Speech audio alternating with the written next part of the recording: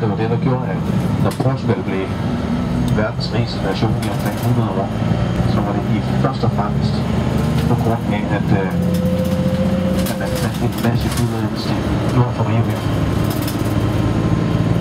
Det man snakker mest om, det var Vasco da Gama, han fandt Sydvejen til. Tjente jo også nogle penge på. Men det tjente rigtig nogle penge på. Det var at der var en, der hed Cabral. Han kom til at sejle forkert til Indien. Han kom til at slå lidt for stort slag ud af Atlanterhavet. Og så ramte han noget land, hvor de lige plantede flag. Det var lige syd for Bahia i byen for Sigurdo. Det var 1500. Han plantede lidt flade og noterede sig, der lå noget. Og så sendte de tilbage i 1502. Så sendte de det første krølhavre.